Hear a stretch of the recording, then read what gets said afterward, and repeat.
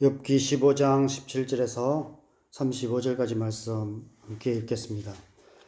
내가 내게 보이리니 내게서 들으라. 내가 본 것을 설명하리라. 이는 곧 지혜로운 자들이 전하여 준 것이니 그들의 조상에게서 숨기지 아니하였느니라. 이 땅은 그들에게만 주셨으므로 외인은 그들 중에 왕래하지 못하였느니라.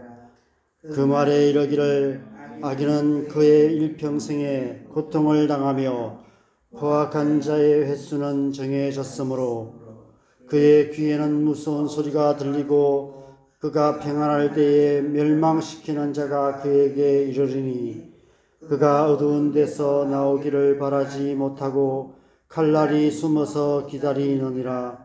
그는 헤매며 음식을 구하여 이르기를 어디 있느냐 하며 흑암의 날이 가까운 줄을 스스로 아느니라.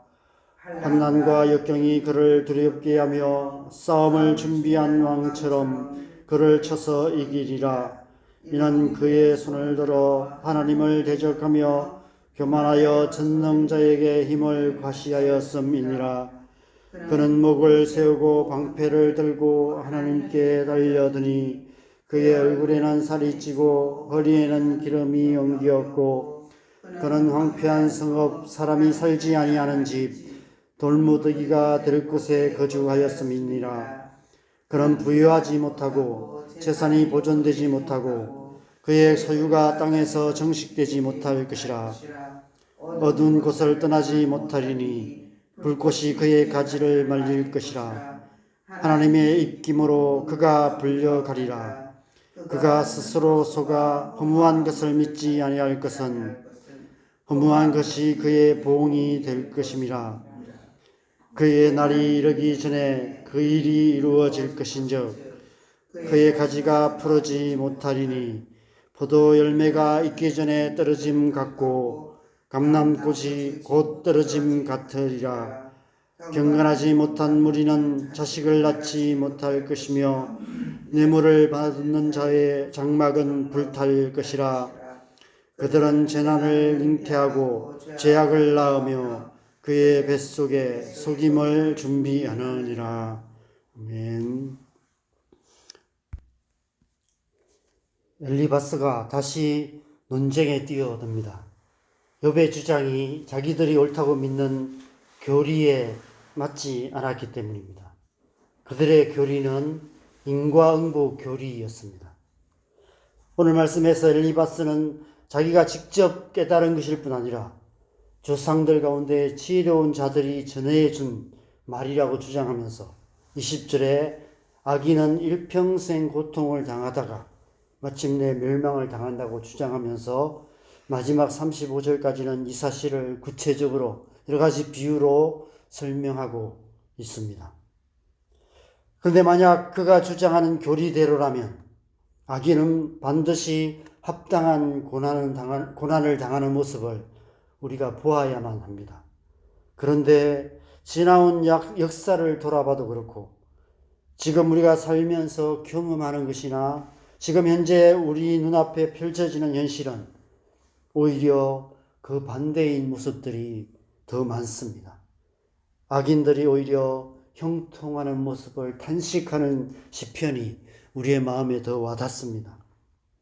더 큰 문제는 그 교리대로라면 반대로 고통을 당하는 사람들은 다 악인이라는 결론을 얻게 된다는 것입니다. 인과응보 교리대로라면 악인이냐 의인이냐를 구별하기가 참 쉬워집니다. 아무 어려움 없이 부유하게 평안하게 살아가는 사람들은 다 의인이고 삶의 어려움을 당하고 고난을 당하는 사람들은 다 악인이 되는 것입니다.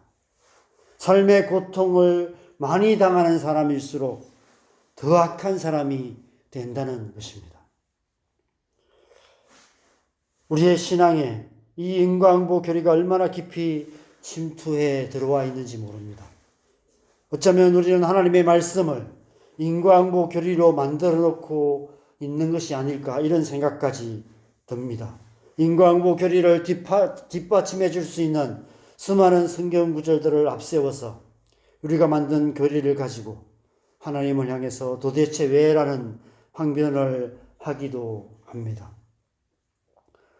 만약 인과응보 교리가 맞다면 지금 욥은 이 세상에서 가장 극악한 죄인임이 분명해집니다. 엘리바스는 지금 욥의 면전에다 대고 네가 지금 고통을 당하고 있는 사실 자체가 네가 흉악한 죄인이라는 증거가 아니냐? 순순히 인과응보 교리를 인정하고 받아들이라고. 그렇지 않으면 더 큰 화를 당하게 될 것이라고 협박을 하고 있는 것입니다. 문득 엘리바스가 그 옛날 종교 재판에서 이 교도들을 강제 개종시키거나 이단으로 정죄하거나 혹은 마녀 사냥이라는 명목으로 잔인한 고문을 가했던 고문 기술자 같다는 생각이 들었습니다. 일제강점기나 군사정권 시절에 고문을 행했던 고문 기술자들도 생각이 납니다. 엘리바스와 빌닷과 소발이 고문 기술자가 되어서 번갈아가며 욥을 고문하고 있는 것만 같습니다. 십자가에 달리신 예수님을 향해 조롱했던 무리들이 엘리바스의 교리를 따르는 추정자들이 아니었을까 싶은 생각까지 듭니다. 사실 이 세상의 대부분의 종교들의 교리가 그렇습니다. 그들의 교리대로 잘 따르면 복을 받고 그렇지 않으면 화를 당하는 인과응보 교리입니다. 삶에 문제가 생기고 어려움이 생기는 것은 자신들의 종교의 교리를 따르지 않은 결과입니다. 그 교리대로라면 고통을 받고 있다는 사실 자체가 해결해야 할 죄가 있다는 증거가 되는 것입니다. 그래서 그 죄를 해결하기 위해 해결책을 제시하며 그대로 따르면 고통에서 벗어날 수 있다고 사람들을 미혹하고 그것으로 이득을 취하고 있는 것입니다. 각 종교마다 다양한 교리들을 가지고 있지만 그 뿌리는 다 같습니다. 인과응보 교리입니다. 그렇다면 기독교는 어떨까요? 우리가 믿는 하나님의 말씀인 성경에도 인과응보 교리의 파편처럼 보이는 말씀들이 많이 있습니다. 그런 말씀들만 모은다면 그 어떤 종교보다도 강력한 인과응보 교리를 만들 수 있습니다. 수많은 이단들이 그렇게 하고 있습니다. 그래서 욥기가 중요합니다. 욥기는 하나님의 말씀을 인과응보 교리로 만들려는 얄팍한 속임수를 깨뜨리는 뜨인 돌과도 같습니다. 다니엘서 2장에 보면 바벨론 왕 느부갓네살이 꿈에 보았던 그 신상을 쳐서 부스러뜨리는 뜨인 돌이 나옵니다. 그 뜨인 돌처럼 하나님의 말씀을 종교의 교리로 만들려는 우리의 헛된 망상을 깨뜨리는 말씀이 바로 욥기입니다. 하나님의 말씀을 사자성어로 표현한다면 인과응보보다는 불가항력에 더 가깝습니다. 불가항력적인 하나님의 주권이 온 우주 만물을 다스리고 계시는 것입니다. 욥기는 어쩌면 인과응보 교리와 불가항력 교리가 서로 부딪혀 싸우고 있는 교리 논쟁이 아닐까 이런 생각이 듭니다. 우리의 삶에는 불가항력적인 일들이 수없이 많이 일어납니다. 지금 욥이 당하는 고난처럼 까닭없이 고난을 당하기도 하고 악인이 오히려 형통한 꼴을 보면서 끓어오르는 분노를 누르며 살아야 할 때도 많이 있습니다. 지금 수능철인데 많은 아이들이 열심히 공부했음에도 불구하고 좋은 성적을 받지 못하는 그런 것 때문에 그 결과 때문에 낙심하기도 합니다. 열심히 공부한다고 해서 반드시 좋은 결과를 얻는 것이 아니기도 합니다. 그러나 우리가 기억해야 할 것은 이 모든 상황 속에서도 불가항력적인 하나님의 은혜가 역사하고 계신다는 사실입니다. 그 은혜가 우리를 구원하시며 이 세상을 하나님 나라로 이끌어가고 계시는 것입니다. 그 불가항력적인 은혜가 예수 그리스도를 통해서 이 땅에 나타내신 바 되었습니다. 우리가 그 은혜를 인하여 믿음으로 말미암아 구원을 받아 하나님의 백성이 되었습니다. 인과응보가 아니라 불가항력적인 은혜로 말미암아 우리가 하나님의 백성이 된 것입니다. 그래서 기독교 교리는 인과응보 교리가 아니라 불가항력 교리에 더 가까운 것입니다. 믿음의 삶이란 우리의 삶을 이끌어 가시는 하나님의 불가항력적인 은혜를 의지하여 살아가는 것입니다.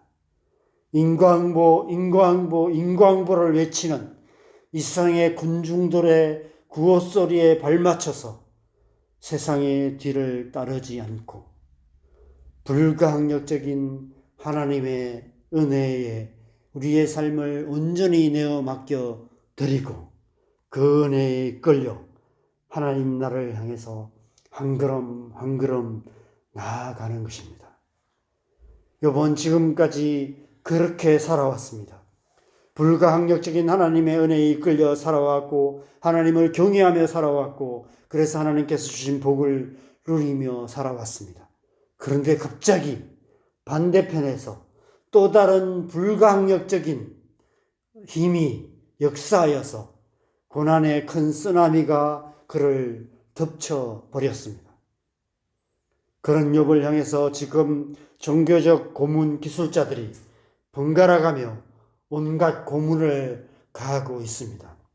불가항력 교리를 버리고 인과응보 교리를 따르려고 회유하고 협박하고 저주를 붓기도 하면서 종교 개종하라고 협박하고 있습니다. 오늘 엘리바스가 쏟아놓은 말들을 보십시오.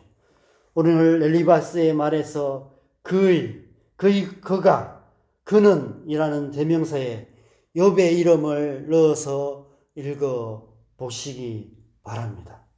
다 욥을 향해서 그렇게 말하고 있습니다. 사단이 우리를 향해서 정죄하는 말과 똑같은 말을 하고 있습니다. 네가 죄를 지었기 때문에 네가 그렇다. 너는 이렇게 될 것이다. 네가 하라고 말하고 있는 것입니다. 어떻게 극한 고난을 당하는 친구에게 이런 저주를 퍼부을 수 있을까요? 그 이유는 엘리바스가 이미 자기가 믿는 인과응보 교리에 따라서 욥의 이마에 악인이라는 낙인을 찍어버렸기 때문입니다. 한번 상상해 보시기 바랍니다. 욥이 지금 우리가 영화에서 보는 아무도 모르는 컴컴한 지하 밀실에 갇혀서 세 사람의 고문 기술자들에게 둘러싸여 온갖 고문을 당하고 있습니다. 이마에 악인이라는 낙인이 찍힌 채 온갖 고문 기술들로 불가항력 교리를 부인하고 인과응보 교리를 받아들일 것을 강요하고 있습니다. 과연 욥이 끝까지 자기의 믿음을 지킬 수 있을까요? 욥은 그렇게 했던 것 같습니다. 우리는 어떠합니까? 과연 우리는 오늘날 이 시대에 끝까지 우리의 믿음을 지키고 있을까요? 이 세상은 끊임없이 우리의 믿음을 뒤흔드는 증거들을 가지고 우리를 고문하고 있습니다. 그 결과 성도들의 믿음이 흔들리고 있고 교회가 점점 더 약해져 가고 있습니다. 우리의 자녀 세대들이 하나님으로부터 점점 멀어지고 있는 현실을 가슴 졸이며 안타깝게 지켜볼 수밖에 없습니다. 이런 시대를 사는 우리에게 하나님께서 욥을 통해서 무엇을 말씀하시기를 원하실까요? 이 찬양이 생각이 납니다. 세상 흔들리고 사람들은 변하여도 나는 주를 섬기리. 주님의 사랑은 영원히 변하지 않네. 나는 주를 신뢰해. 믿음 흔들리고 사람들 주를 떠나도 나는 주를 섬기리. 주님의 나라는 영원히 쇠하지 않네. 나는 주를 신뢰해. 오직 믿음으로 살아야 할 때인 것 같습니다. 흔들리지 않는 믿음으로 하나님의 불가항력적인 은혜를 끝까지 신뢰하며 생명까지도 하나님의 손에 온전히 내어 맡기고 믿음의 삶을 끝까지 살아야 할 때인 것 같습니다. 히브리서 10장 23절에서 25절 말씀을 마음에 새기고 살아가시기 바랍니다. 또 약속하신 이는 믿으시니 우리가 믿는 도리의 소망을 움직이지 말고 굳게 잡고 서로 돌아보아 사랑과 선행을 격려하며 모이기를 피하는 어떤 사람들의 습관과 같이 하지 말고 오직 권하여 그날이 가까움을 볼수록 더욱 그리하자. 이 마지막 때를 오직 믿음으로 살아가는 저와 여러분 되시기를 주님의 이름으로 간절히 축원합니다. 우리 함께 기도하겠습니다. 하나님의 불가항력적인 은혜가 지금까지 우리의 삶을 이끌어 오셨습니다. 그 하나님의 불가항력적인 은혜가 지금 이 시간에도 우리의 삶 속에 역사하고 계시고, 비록 우리의 눈에 보기에는 재앙으로 가득한, 전쟁으로 가득한 이 세상이지만, 온갖 불의한 일들이 가득한 이 세상이지만, 그럼에도 불구하고 하나님의 그 불가항력적인 은혜가 이 땅 가운데 역사하고 계시고 우리의 삶 속에 역사하고 계십니다. 그 은혜의 손길에 우리의 삶을 온전히 내어 맡겨 드리고 믿음으로 살아가는 것, 그것이 하나님의 백성다운 삶이라고 욥기를 통해서 우리에게 계속해서 도전하고 계신 줄 믿습니다.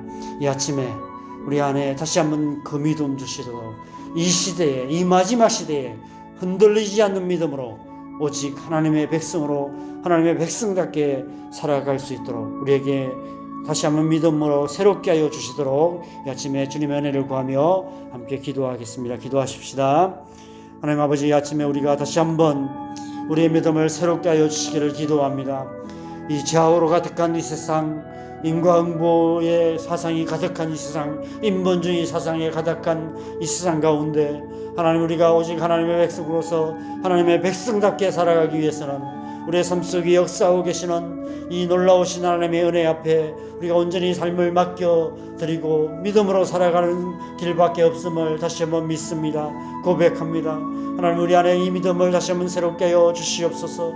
오늘 하루도 우리가 믿음으로 오직 온전히 하나님의 이 은혜 가운데 우리의 삶을 내어 맡겨드리고, 어떤 상황이 우리의 삶 속에 펼쳐진다 할지라도, 우리의 삶에 어떤 어려움이 닥쳐온다 할지라도 하나님이 우리를 사랑하고 계시고 하나님이 언제나 우리와 함께 하시며 하나님께서 모든 것을 합력하여 선을 이루실 것이며 반드시 우리의 삶을 저 영원한 하나님 나라로 이끌어 가시고 계심을 믿고 온전히 하나님을 신뢰하며 살아가는 믿음의 삶 살아갈 수 있도록 우리의 믿음을 다시 한번 새롭게 하여 주시옵소서. 오늘날도 우리가 믿음으로 승리하는 삶 살아갈 수 있도록 주님 역사하시고 그 믿음을 새롭게 하여 주시옵소서. 주님의 은혜로 우리를 충만하게 하여 주시옵소서. 이 새벽에 우리의 자녀들을 위해서 기도하십시다. 우리의 자녀들 또한 이 믿음 주시도록 하나님의 이 불가항력적인 은혜에 붙들림바 되어서 믿음으로 살아가는 하나님의 사람 될 수 있도록 우리의 자녀들을 위해서 기도하시고, 이 시대에 하나님 교회를 붙들어 주시도록, 교회가 흔들리지 않고 믿음이 약한 성도들이 흔들리지 않고 오직 하나님만을 신뢰하며 하나님 앞에 나아갈 수 있도록 교회를 위해서, 믿음 약한 성도들을 위해서 기도하시고, 또 이 나라와 이 민족을 위해서 기도하시고, 온 땅과 열방을 위해서 기도하시고, 자유롭게 기도하시다가 돌아가시면 되겠습니다. 기도하시겠습니다.